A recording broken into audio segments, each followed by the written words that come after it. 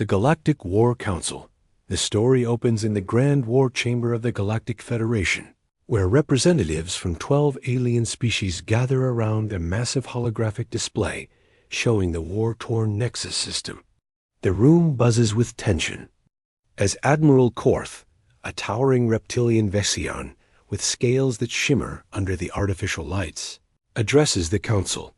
For 3 years, the Federation has been locked in brutal conflict with the Ravager Horde, a merciless species that consumes entire worlds. The Ravagers have already destroyed 4 colonies and are now advancing toward the heavily populated Nexus system, home to billions of civilians. Captain Rex, a blue-skinned Aquarian with gills that flutter nervously, presents the grim statistics. Their combined fleets have lost 60% of their ships. The Ravagers' technology is superior, their tactics ruthless, and their numbers seemingly endless. Traditional warfare has failed. Elder Trin, an ancient crystalline being whose body refracts light into rainbow patterns, speaks in melodic tones about the Federation's desperate situation. They have 1 week before the Ravagers reach Nexus Prime, the system's capital planet. Military experts estimate complete evacuation would take 3 weeks minimum. The Council debates various last-ditch strategies. Some suggest negotiating with the Ravagers, though no one has ever successfully communicated with them. Others propose using experimental weapons that could harm their own forces. The mood grows increasingly desperate as each option proves futile. Then, Commander Vale, a furry, wolf-like canary with sharp amber eyes, mentions something that makes the room fall silent. She speaks of rumors about a mysterious species called humans from a distant world called Terra. These beings allegedly have experience with something called total war, but most Council members dismiss this as legend. Admiral Korth scoffs at the suggestion. How could an unknown species, presumably primitive since they haven't joined the Federation, possibly help when their advanced civilizations have failed? The humans, if they exist, probably fight with sticks and stones compared to Federation technology. However, Captain Rex reveals classified information. Federation scouts have detected unusual energy signatures near the outer rim, suggesting the presence of an unknown fleet. The signatures don't match any known Federation or Ravager technology.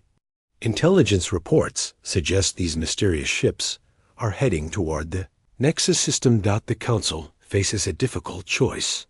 They can either continue with their failing strategies and watch billions die, or take a desperate gamble on these unknown humans. Elder Trin argues that their situation is so dire that any potential ally should be welcomed, regardless of their presumed technological limitations. As the debate intensifies, a junior officer bursts into the chamber with urgent news. Long range. Sensors have detected the Ravager advance fleet, and they're moving faster than expected. The timeline has shortened from 1 week to 3 days.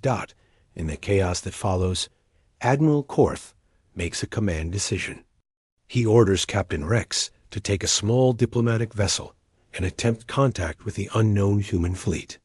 The captain reluctantly agrees, though he doubts these primitive beings can offer meaningful assistance.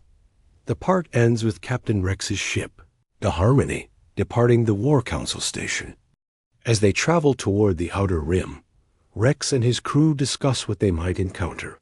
Their cultural database contains minimal information about humans, describing them as a young species that has barely achieved interstellar travel, navigation. Officer Zara, a pale, ethereal Lunari with large silver eyes, expresses concern about approaching an unknown military force. Weapons Officer Brix, a stocky, rock-like Terran with arms that can crush steel, worries about potential hostile intentions. Captain Rex tries to maintain optimism, but privately wonders if they're wasting precious time that could be spent on evacuation efforts. The Federation's most advanced civilizations have failed against the Ravagers. What could a primitive species possibly offer? Unknown to the Federation, their assumptions about human primitiveness are catastrophically wrong. As the Harmony approaches the coordinates of the detected energy signatures, they prepare for first contact with beings they believe are technological inferiors, seeking to flee the advancing Ravagers. The irony is palpable. The Federation, despite their advanced technology and peaceful intentions, has never truly understood the darker aspects of warfare. They fight with rules, honor, and restraint. They wage war to end conflict, not to completely destroy their enemies. Meanwhile, the human fleet waiting in the darkness represents something the galaxy has never seen, a species that has perfected the art of total war through centuries of conflict. They understand that sometimes, to preserve peace, one must become temporarily monstrous. The stage is set for a revelation that will change the Federation's understanding of warfare forever, as Captain Rex unknowingly approaches humanity's first demonstration of why Earth's children are the galaxy's most dangerous allies. First contact. Protocol Captain Rex's diplomatic vessel Harmony drops out of hyperspace at the coordinates provided by Federation intelligence. The bridge crew stares at their displays in stunned silence. Where they expected to find a small group of primitive vessels, they instead discover a massive human battleship hanging in space like a sleeping giant. The ship defies every convention of galactic shipbuilding. Instead of the smooth, elegant curves favored by Federation races, this vessel is angular and brutal, covered in armor plating that looks like overlapping scales. Strange protrusions jut from its hull, and weapon ports dot its surface like the eyes of some mechanical predator. "By the void," whispers Navigation Officer Zara, her silver eyes wide with disbelief. "How big is that thing?" Communications Officer Pike, a small insectoid click whose antennae twitch nervously, rapidly calculates the dimensions. "Captain, that vessel is over 3 kilometers long. It's twice the size of our largest dreadnought." Captain Rex tries to process this information. The Federation's intelligence reports suggested humans were a primitive species. This monstrosity floating before them challenges every assumption they've made. The ship's dark hull seems to absorb light, giving it an ominous presence that makes the crew uncomfortable. "Are we detecting any other vessels?" Rex asks, hoping this is just an anomaly. Weapons Officer Brix, whose rocky exterior usually shows no emotion, sounds troubled. "Captain, our sensors are picking up at least 12 more ships of various sizes. They're maintaining complete communications, silence, and using some kind of stealth technology that's interfering with our scans. The human fleet has been watching the Federation's approach for hours." Aboard the flagship Retribution, Admiral Kane studies the incoming diplomatic vessel with cold calculation. A veteran of humanity's bloodiest conflicts, Kane understands that first impressions in warfare are often the most important. "They're trying to scan us," reports Lieutenant Maya, the ship's sensor officer. "Their technology is more advanced than our intelligence suggested, but our countermeasures are holding." Admiral Kane nods grimly. He's read the classified reports about the Ravager horde and the Federation's failing war effort. The aliens have been fighting with restraint, following rules of engagement that would be considered suicidal by human standards. They target military installations while avoiding civilian casualties. They allow enemy retreats, and they've never attempted to strike at the Ravagers' home worlds. "Sir, should we respond to their hails?" asks Commander Wright, Kane's second-in-command. "Not yet," Kane replies. "Let them see what they're dealing with first." Sometimes the threat of violence is more effective than violence itself. Back on the Harmony, Captain Rex grows increasingly nervous as the human ships maintain their silence. Standard Federation protocol calls for immediate communication when vessels encounter each other in space. This cold silence feels almost hostile. "Captain," Pike reports, "we're receiving a transmission. It's unusual." The main screen flickers to life, revealing Admiral Kane's scarred face. His eyes are hard, his expression unreadable. Behind him, the bridge of the Retribution is dimly lit and filled with crew members who look like they've seen too much combat. This is Admiral Kane of the Terran Defense Force. His voice is gravelly and carries an undertone of barely controlled violence. You are Captain Rex of the Galactic Federation vessel Harmony. State your business. Rex is taken aback by the humans. Directness. Federation diplomacy typically involves elaborate greeting ceremonies and formal introductions. Admiral Kane, I am here on behalf of the Galactic Federation War Council. We seek your assistance in our conflict with the Ravager Horde. Kane's expression doesn't change. You want our help? Your Federation has been fighting these Ravagers for 3 years and losing. Your fleets are broken, your colonies are ash, and your people are dying. What makes you think we can succeed where you've failed? The blunt assessment stings because it's accurate. Rex straightens his shoulders, trying to project more confidence than he feels. The Federation believes that fresh perspectives and new allies could turn the tide of war. Fresh perspectives, Kane repeats slowly. Tell me, Captain, how do you fight your wars? Do you target civilian populations? Do you use weapons of mass destruction? Do you show mercy to enemies who would exterminate you? Rex is confused by the questions. We follow the galactic conventions of warfare. We protect civilians, we use proportional force, and we offer quarter to defeated enemies.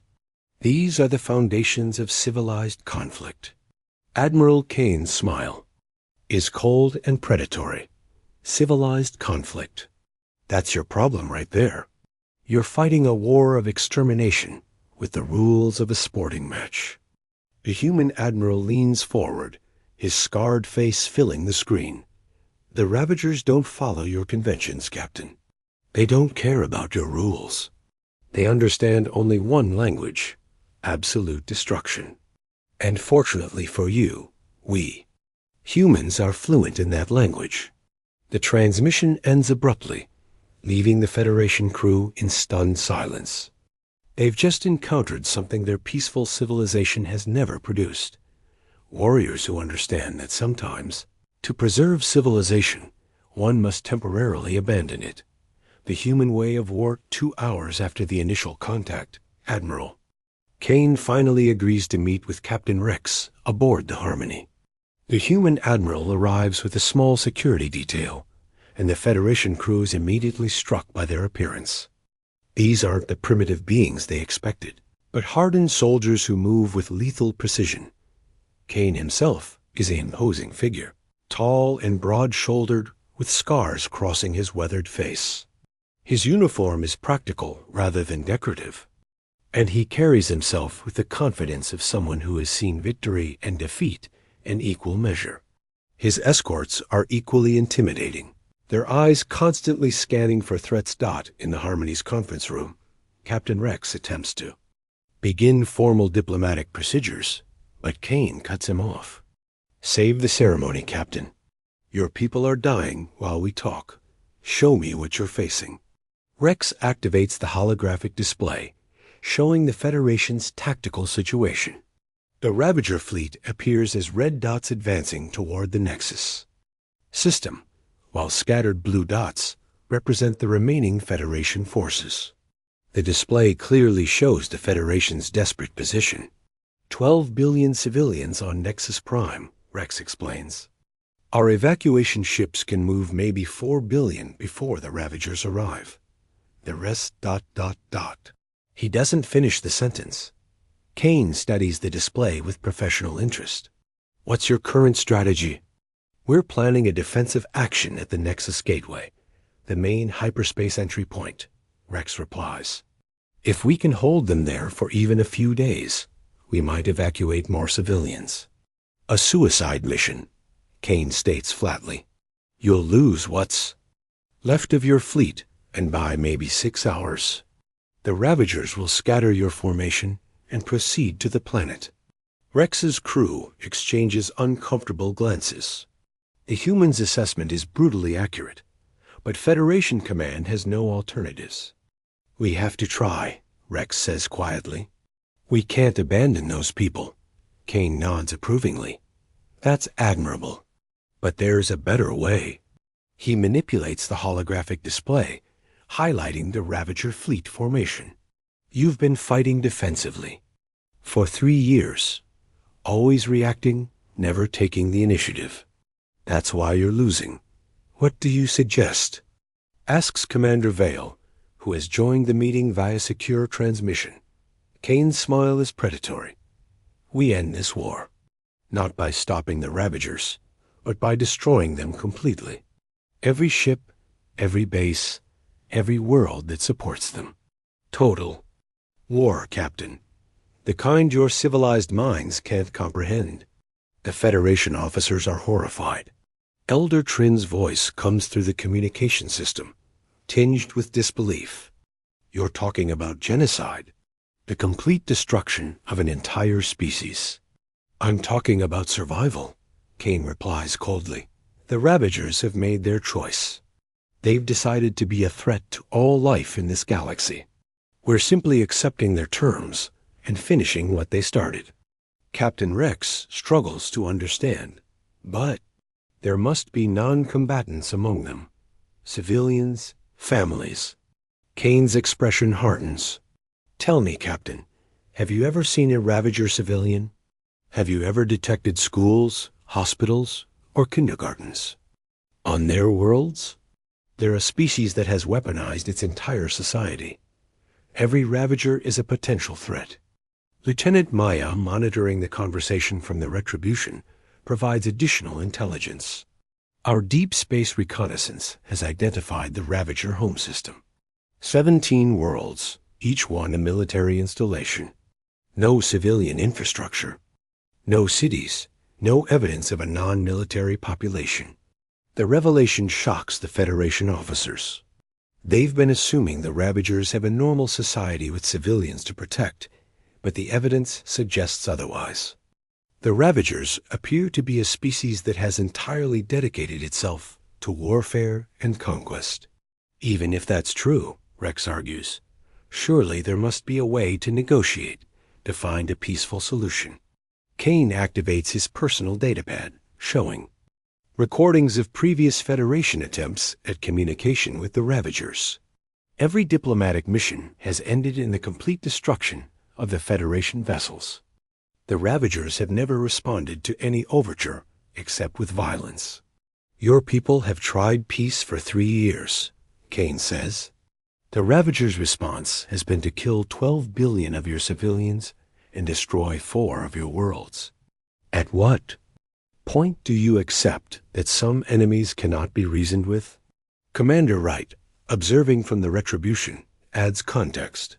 Admiral, the Federation's military doctrine is based on the assumption that all conflicts can be resolved through negotiation.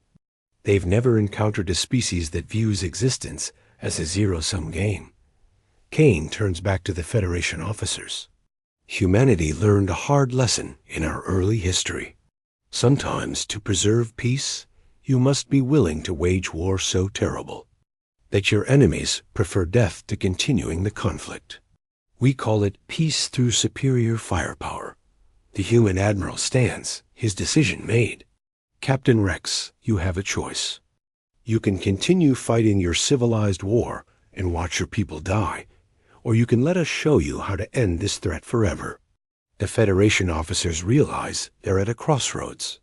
Accept human help and compromise their principles, or maintain their moral standards and face extinction.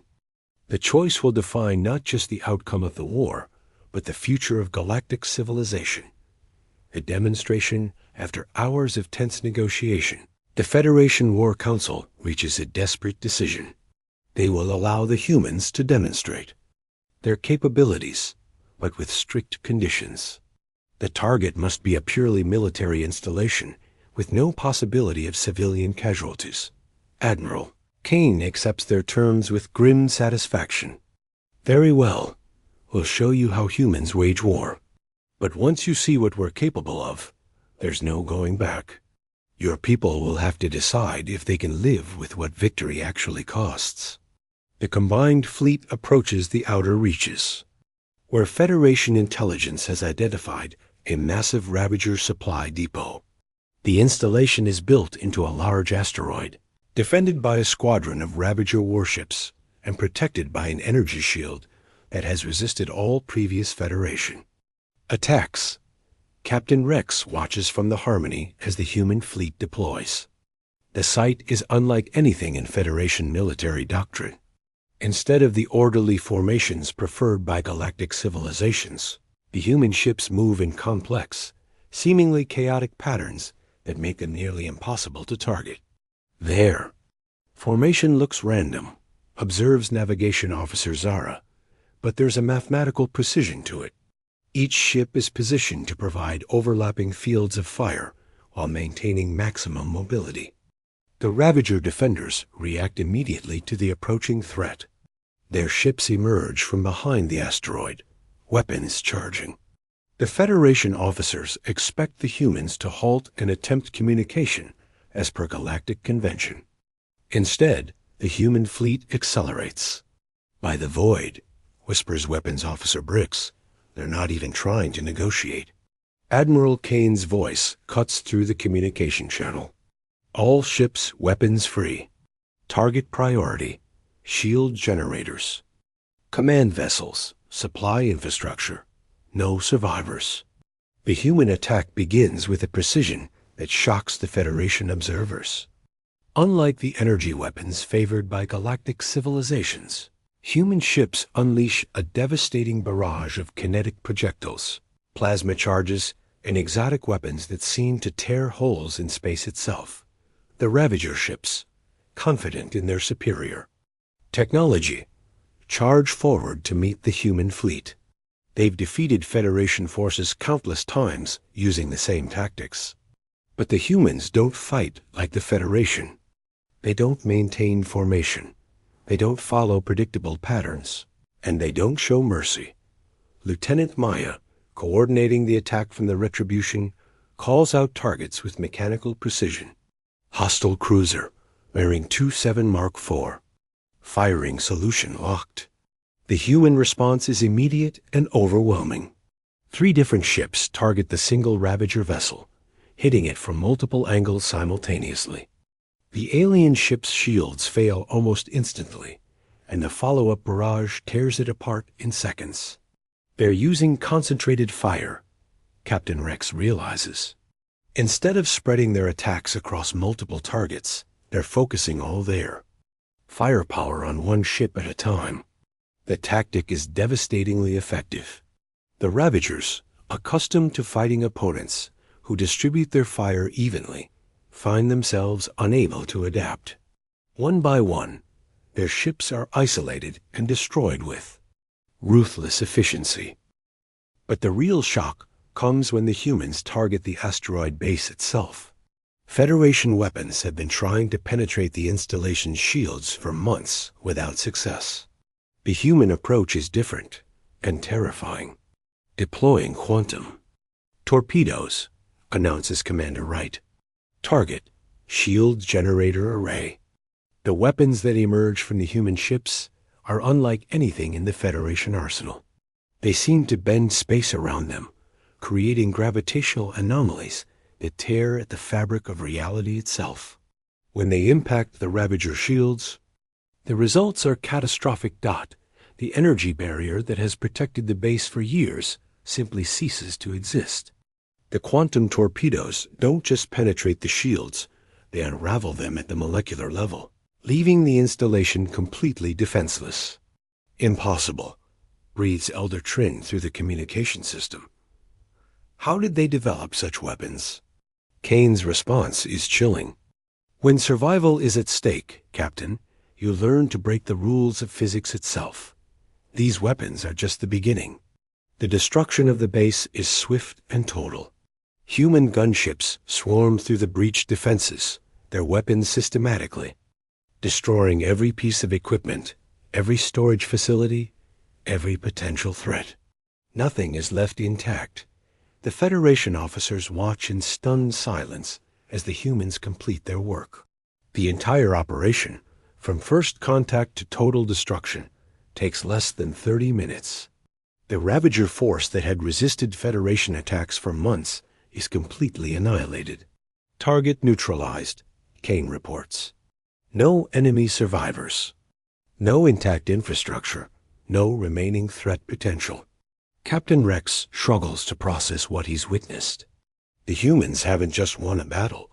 They've demonstrated a completely different philosophy of warfare. Where the Federation seeks to disable and capture, the humans seek to eliminate and destroy. Admiral, Rex says quietly, your people, how did you learn to fight like this? Kane's expression grows distant. We learned from necessity, Captain. Humanity has faced extinction more times than we care to remember. We've learned that sometimes mercy is a luxury you can't afford. Sometimes, to save the innocent, you must become the monster. The demonstration is complete, but its implications are only beginning to sink in. The Federation must now decide whether they can accept human methods to save their civilization. The price of victory. The Federation War Council reconvenes in emergency session, their chambers filled with heated debate. The human demonstration has shattered their fundamental beliefs about warfare, forcing them to confront an impossible choice: maintain their principles and face extinction, or abandon their values and survive. Admiral Korth paces the chamber, his reptilian features showing deep distress. What we witnessed was not warfare, it was systematic extermination. How can we ask these humans to fight on our behalf, knowing the methods they'll use? Elder Trin's crystalline form flickers with conflicting colors, reflecting the turmoil in her ancient mind. The Ravagers have shown no mercy to our people. Perhaps we've been naive to expect civilized behavior from those who know only destruction. Captain Rex, still shaken by the demonstration, presents intelligence gathered from the human fleet. Their capabilities exceed our worst fears. Admiral Kane showed me weapon schematics that could crack a planet's crust. They have ships that can move through dimensions we can't even detect. If they chose to be our enemy instead of our ally... The implications hang heavy in the chamber. The Federation has encountered a species that could potentially threaten their entire civilization. Yet ironically, they need that same species to save them from the Ravagers. Commander Vale raises a crucial point. The humans aren't asking us to become like them. They're offering to do what we cannot to bear the moral burden of total war so that our civilians can live. Meanwhile, aboard the Retribution, Admiral Kane meets with his senior staff. The humans are not unaware of the moral complexities of their situation. They've seen the Federation's shock and disgust at their methods, and they understand the weight of what they're being asked to do. Sir, Commander Wright says carefully, the Federation representatives are struggling with our approach. Should we consider... moderating our methods? Kane's scarred face hardens. Moderation is what got them into this situation, Commander. The Ravagers understand only total destruction. If we fight with half measures, we'll lose, and then both our species will be extinct. Lieutenant Maya brings up strategic projections. Admiral, our analysis shows that conventional Federation tactics would require at least 10 years to defeat the Ravagers, with casualty estimates in the trillions. Our approach could end the war in 6 months, with minimal aid losses. The stark mathematics of warfare lay bare the horrible calculus. The Federation's moral approach would result in far more deaths than humanity's ruthless efficiency. Sometimes, Kane reflects, the most merciful choice is the one that appears most merciless. Back in the Federation chambers, the debate reaches a critical point. A message arrives from Nexus Prime. The Ravager advance fleet has been detected, and they're moving faster than expected. The Federation has less than 48 hours before the attack begins. We're out of time, Captain Rex announces. The Ravagers will reach Nexus Prime in 2 days. We need to make a decision now. The vote is agonizing. Each species representative must weigh their moral principles against the survival of billions. One by one, they cast their votes, each one a piece of their souls surrendered to necessity. The final tally is narrow, but decisive. The Federation will accept human assistance, with one crucial caveat. They will not participate directly in the humans' methods. They will provide intelligence, logistical support, and evacuation assistance. But the actual fighting will be humanity's responsibility. Admiral Kane receives the decision with grim satisfaction. Understood. We'll handle the Ravagers our way. Just keep your people clear of the combat zones. The human fleet departs immediately, leaving the Federation forces to coordinate the massive evacuation effort. As they watch the human ships disappear into hyperspace, the Federation officers are left with a mixture of relief and dread. Elder Trin speaks for many when she says, "We've made a deal with devils to save ourselves from demons. I pray we can live with the consequences." The war's end comes with shocking swiftness. Within 6 months, the Ravager threat is completely eliminated. Their home worlds are silent, their fleets are destroyed, and their civilization is erased from the galaxy. The humans achieve what the Federation could not in 3 years of fighting. But victory comes with a price. The Federation has learned that survival sometimes requires abandoning the very principles that make life worth living. They've discovered that the galaxy contains species capable of horrors beyond their imagination, and that sometimes the only response to such evil is greater evil. Admiral Kane's final message to the Federation is prophetic. You wanted to know why humans fight the way we do. It's because we've learned the hardest lesson in the universe. Sometimes, to preserve civilization, you must be willing to become temporarily uncivilized. The Ravagers are gone, but the galaxy is a darker place now. Remember that when you judge us, the Federation survives, but they will never be the same. They've learned that peace is not the absence of conflict, but the presence of those willing to fight for it with whatever means necessary. The humans return to their distant worlds, carrying the burden of what they've done, so that others don't have to dot in the end. The Federation realizes that they didn't just gain an ally, they discovered the true price of freedom in an unforgiving universe. Asterisk.